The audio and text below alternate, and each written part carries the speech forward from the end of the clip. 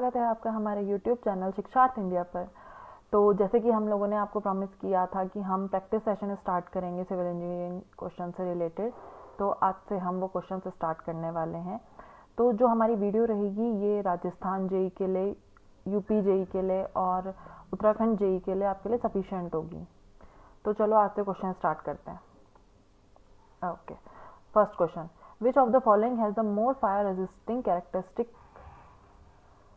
बताओ। Option one marble, limestone, compact sandstone and granite. देखो, normally बच्चे ना ग्रेनाइट लगाते हैं, ठीक है, लेकिन होता क्या है कि यहाँ पे आ गया हमारे पास कॉम्पैक्ट सैंडस्टोन, तो अब हमारा आंसर सी सही जाएगा। अगर हमारे पास ये ऑप्शन नहीं होता तब जाके हम ग्रेनाइट लगाते, लेकिन अब हमारे पास ये ऑप्शन है तो इसलिए हमारा आंसर ये होगा। Okay, question second, surface tension has the unit of. पहले तो सरफेस टेंशन का फॉर्मूला देखते हैं। तो सरफेस टेंशन क्या होता है? Force upon length. Now option, force per unit mass, force per unit volume, force per unit length. हमारा फॉर्मूला ये रहा। तो surface tension is force per unit length. इसकी जो यूनिट्स होती हैं वो क्या होती हैं? फोर्स की यूनिट ये हो गई न्यूटन, लेंथ की यूनिट मीटर। ओके, चलो question number third, 1 bar is equals to dash newton पर मीटर स्क्वायर। अब देखो सीधा 1 bar is equals to newton पर मीटर स्क्वायर, हम जो पास्कल होता है 1 पास्कल इज इक्वल्स टू, उसे भी तो हम न्यूटन पर मीटर स्क्वायर ही लिखते हैं। तो ये आपसे इनडायरेक्टली पूछ रहा है कि एक बार में कितने पास्कल होते हैं। तो एक बार में 10 टू द पावर 5 पास्कल होते हैं। Question number 4, the SI unit of kinematic viscosity is. अब काइनेमेटिक विस्कोसिटी का पहले फॉर्मूला देखते हैं। काइनेमेटिक विस्कोसिटी का फॉर्मूला होता है dynamic viscosity upon density. Okay, तो इसके ऑप्शन मीटर पर second, metre second, metre square पर सेकेंड या नन ऑफ दिस। देखो इसका आंसर होगा मीटर स्क्वायर पर सेकेंड, और साथ ही साथ इसकी जो एक और यूनिट होती है वो होती है स्टॉक्स। ओके, मेरे पास एक्चुअली वो पेन टैब नहीं है तो पूरी स्पेलिंग लिखने में दिक्कत होगी। अब आप समझ जाना ये स्टॉक्स है, ठीक है। और इसे ऐसे शो नहीं करते हैं, एस टी से शो नहीं करते हैं, कहीं आप इसे एस टी से ही शो कर दें, शॉर्ट फॉर्म में लिखते पूरा स्टॉक्स ही हैं, STOKES। Okay, now question fifth, compressibility is the reciprocal of. Compressibility reciprocal है किसके? कंप्रेसिबिलिटी का फॉर्मूला क्या होता है? C is equals to 1 upon K। K से हम किसे शो करते हैं? बल्क मॉडुलस ऑफ इलास्टिसिटी को। ये हमारा answer. Question number 6, the unit of dynamic viscosity of a fluid is. Dynamic viscosity of a fluid is, देखो डायनेमिक विस्कोसिटी का जो एक फॉर्मूला होता है वो होता है पास्कल सेकेंड, ठीक है। पास्कल सेकेंड को हम कैसे, पास्कल को हम कैसे डिनोट करते हैं? न्यूटन पर मीटर स्क्वायर, और ये सेकेंड का साथ में ये रहा सेकेंड। तो अब देखो ऑप्शन कहाँ है? न्यूटन पर मीटर स्क्वायर ये नहीं है, न्यूटन मीटर पर सेकेंड ये भी नहीं है, न्यूटन मीटर ये तो नहीं है, ये ऑप्शन है और ये मिसप्रिंटेड है। ओके, तो ये लगाया 2 और हमारा आंसर हो गया D. Okay, question number 7, which of the following is the ratio of absolute viscosity to the mass density. अभी हमने काइनेमेटिक विस्कोसिटी वाले क्वेश्चन में ही अभी डिस्कस किया था कि उसका फॉर्मूला क्या होता है। मैंने क्या बताया था? Viscosity upon density. तो हमारा आंसर क्या होगा? Kinematic viscosity. ढूंढो, ठीक है। Now question number 8, the viscosity of water at 20 degree centigrade is. देखो 20 डिग्री सेंटीग्रेड पे जो हमारा वाटर की विस्कोसिटी होती है वो होती है 0.01008 पॉइज। ओके, तो इतना बड़ा तो कहीं वैल्यू हमें दी नहीं है, तो हम 2 डिजिट तक दिए वही देखेंगे। ये देखो ये है पॉइंट, ओके। तो 0.05 नहीं है, 0.01 भी नहीं है, बहुत बड़ा हो जाएगा। हमारा जो सबसे ज़्यादा रेलेवेंट है वो आंसर है c. Question number 9, for testing compression and tensile strength of cement. इन्होंने पूछा है कि अगर हम जब भी हम सीमेंट मोटार के लिए हम जो टेस्ट करते हैं उसमें कंप्रेसिव टेस्ट और टेंसाइल टेस्ट में हम सीमेंट और सैंड का जो प्रोपोर्शन रखते हैं वो कितना रखते हैं। देखो ये बिल्कुल कोड की वैल्यूज़ हैं, तो ये 1:3 ही रहता है, इसमें कुछ ऊपर नीचे चेंज नहीं होता है, यही इनकी वैल्यूज़ रहेंगी। Okay, question number 10, plywood has the advantage of. Plywood जो होता है ना, हम यूज़ क्यों करते हैं, क्योंकि प्लाईवुड की जो टेंसाइल स्ट्रेंथ होती है हर डायरेक्शन में, इधर भी किसी भी डायरेक्शन में आप चेक कर लो, तो उसकी प्लाईवुड की जो टेंसाइल स्ट्रेंथ होती है वो हर डायरेक्शन में ही अच्छी होती है, इसलिए हम प्लाईवुड यूज़ करते हैं। तो ऑप्शंस पे आते हैं, greater tensile strength in longer direction, ऐसा नहीं होता, सिर्फ लॉन्गर डायरेक्शन में अच्छी नहीं होती, वो सारी ही डायरेक्शन में अच्छी है, इसे कैंसिल करो। फिर greater tensile strength in shorter direction, नहीं, ऐसा भी नहीं है। Now same tensile strength in all the directions, ये ऑप्शन हमारा सही है। ओके, तो हमें अपना सही आंसर मिल गया। चलते हैं 11th क्वेश्चन पे। Excess of alumina in brick earth make the brick impermeable, brittle and weak, to lose cohesion, to crack and warp on drying। क्या करेगा? ये करेगा to crack and warp on drying। Okay, मैं इसका भी आपको use नहीं बताऊंगी कि अगर ये हमारे ब्रिक में क्या हेल्प करता है, क्योंकि सेम इसी के रिलेटेड एक और क्वेश्चन है, फिर आंसर बताऊंगी तो वो क्वेश्चन खराब हो जाएगा पूरा, ठीक है।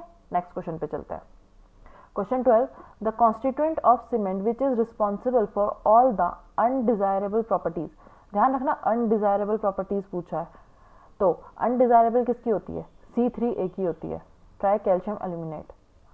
अगर ये पूछते कि डिजायरेबल प्रॉपर्टी किसकी होती है, तो जो सबसे ज़्यादा डिजायरेबल होता है वो होता है हमारा C3S, sorry it's C3S, tri calcium silicate, ये वाला। Question number 13, inner part of a timber log surrounding the pith is called. देखो इसके लिए मैंने एक इमेज लेके आई हूँ, उससे ही देखते हैं। ये जो बिल्कुल सेंटर का पार्ट वो है, सेंटर पार्ट है जो टिम्बर का, इसे हम बोलते हैं पिथ। इसे जो सराउंड करता है पार्ट वो होता है हमारा हार्टवुड। अब हार्टवुड को भी जो सराउंड करता है वो हमारी होती है सैपवुड, और उसके बाद सैपवुड को जो सराउंड करता है उसे हम बोलते हैं कैम्बियम लेयर। बाहर का तो आपको पता है, इसे हम बार्क बोलते हैं, अंदर की साइड इनर बार्क, बाहर की साइड आउटर बार्क, ठीक है। ये जो आपको रिंग्स टाइप के दिख रही हैं, ये शेप, ये हमारी ग्रोथ रिंग कह लो या ये हमारी, ऐसा होता है कि हर साल में एक रिंग बढ़ती है जिससे हमें उसकी एज का पता चलता है। टिम्बर की एज हम इससे ही पता लगाते हैं। ओके, तो क्वेश्चन पे आते हैं। Inner part of timber log surrounding the pith is called. Pith को जो सराउंड कर रहा है उसे क्या कहते हैं? पिथ को अभी किसने सराउंड किया था? पिथ को हार्टवुड सराउंड करता है। अगर पिथ की जगह होता है हार्टवुड, अगर हार्टवुड को कौन सराउंड करता है? हार्टवुड को सैपवुड सराउंड करती है।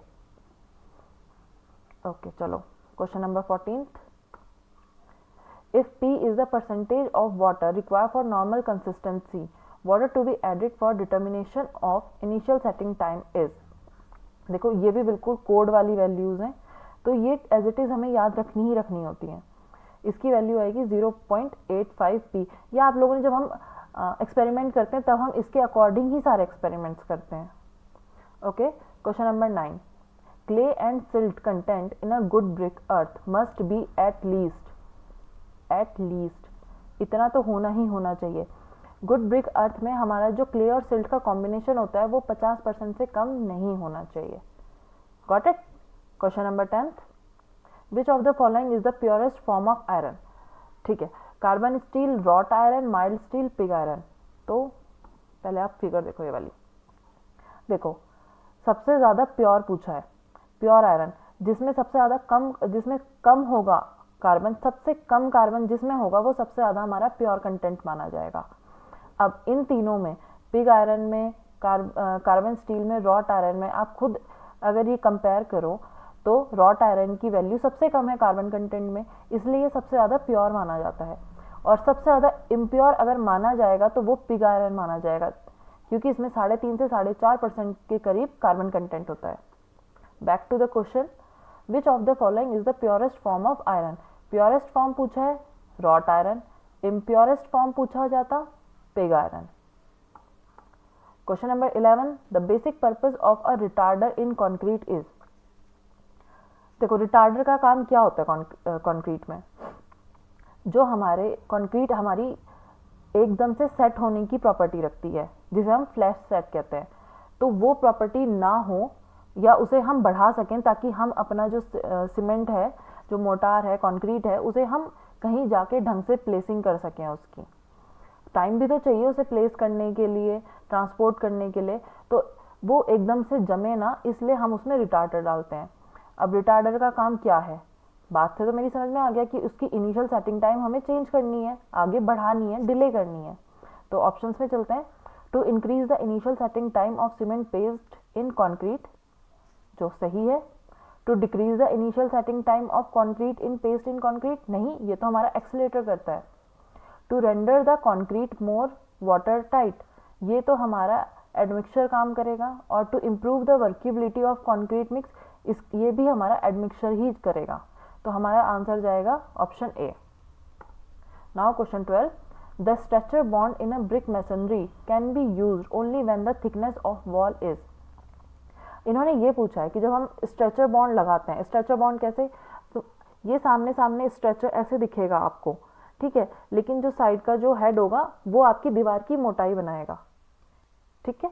तो ऐसे आपका स्ट्रेचर बॉन्ड, और इधर आपकी जो दीवार की मोटाई बनेगी वो आपकी हेडर बॉन्ड से बनेगी। तो मैं आपको फिगर दिखाती हूँ। देखो, ये सामने में स्ट्रेचर दिख रहा है, लेकिन हमारी जो दीवार की मोटाई है वो किसका कॉन्स्टिट्यूट होगा? वो हमारे हेडर का होगा। और हमारे हेडर का साइज क्या होता है? 90 mm। तो हमारी दीवार की मोटाई कितनी होगी? वो भी 90 mm ही होगी। अगर यही चीज़ उन्होंने पूछा होता कि अगर हम हेडर बॉन्ड बनाते तब हमारी दीवार की मोटाई कितनी होती? देखो, अगर हम ये बॉन्ड बनाते, ये हमारा फेस होता, ये अगर हम ऐसे फेस से देखते और ये हमारी सिर्फ मोटाई होती, तो कितना होता? तो हमारा 190 mm की हमारी दीवार की मोटाई होती। Okay, question number 13, early attainment of strength in rapid hardening cement is mainly due to? जो हमारा रैपिड हार्डनिंग सीमेंट होता है वो अपनी स्ट्रेंथ जल्दी गेन कर लेता है, वो किस वजह से कर लेता है? देखो, उसे स्ट्रेंथ कहा है जल्दी गेन करने को, उसने ये नहीं कहा कि वो जल्दी सेट हो जाता है या वो धीरे सेट होता है, ऐसा कुछ नहीं। उन्होंने कहा स्ट्रेंथ जल्दी गेन करता है, जो किसका काम है? जो हमारा C3S का काम है, ठीक है। तो हम C3S भी बढ़ाएंगे, लेकिन जो अब इसमें मेन चीज़ जो होगी इन सब ऑप्शंस में, वो सबसे पहले हम फाइन ग्राइंडिंग को देंगे ये ऑप्शन। तो पहला हमारी जो प्रायोरिटी जाएगी वो फाइन ग्राइंडिंग करेंगे, तब हम जाके C3S बढ़ाएंगे। Okay, now question number 14, which of the following cement content maximum percentage of die calcium silicate? इनमें से maximum percentage of die calcium silicate की किस में होगी? ये 4 टाइप के आपके पास सीमेंट है, तो C2S सबसे ज़्यादा किस में होगा? ऑर्डिनरी पोर्टलैंड सीमेंट नहीं, इसमें तो नॉर्मल होता है। रैपिड हार्डनिंग सीमेंट, इसमें हमने कहा हम C3S बढ़ाएंगे अगर बढ़ाएंगे तो, वरना हम फाइन ग्राइंडिंग ही रखेंगे। सल्फेट रेजिस्टिंग सीमेंट नहीं, तो ऑप्शन बचता है हमारे पे लो हीट सीमेंट। देखो, इसमें हम क्यों बढ़ा रहे हैं C2S? क्या होता है कि हमें ना हमारी जो स्ट्रक्चर है, हम चाहते हैं कि वो अपनी जो हीट ऑफ हाइड्रेशन है वो धीरे धीरे निकाले, क्योंकि अगर बड़े स्ट्रक्चर्स हैं, अगर हम उसमें बड़े स्ट्रक्चर्स में हमारी हीट जल्दी जल्दी निकलने लग जाएगी तो क्या होगा कि क्रैक्स आ जाएंगे, वो स्ट्रक्चर हमारा ख़राब हो जाएगा। तो उसमें क्रैक्स ना आए और वो ठीक रहे, इसके लिए हम उसमें लो हीट सीमेंट यूज़ करते हैं। हम मास कॉन्क्रीटिंग में ही हम लो हीट सीमेंट यूज़ करेंगे, डैम्स वगैरह में यूज़ करेंगे, तो वहाँ पे हम C2S की वैल्यू हम बढ़ा देंगे।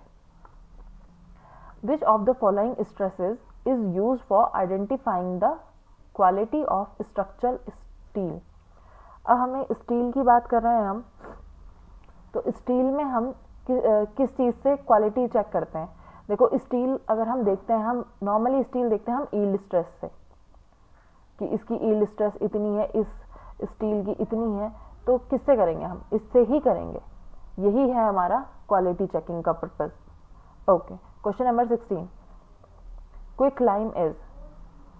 ओके, क्विकलाइम क्या होता है? Generate heat when added to water. हाँ, ये बात सही है, हीट तो जनरेट करता है जब पानी के साथ हम इसे ऐड करते हैं। रिएक्ट विद कार्बन डाइऑक्साइड, ये भी बात सही है। May be use for white washing, हाँ इसके लिए भी हम क्विकलाइम यूज करते हैं। Now fourth is all of the option.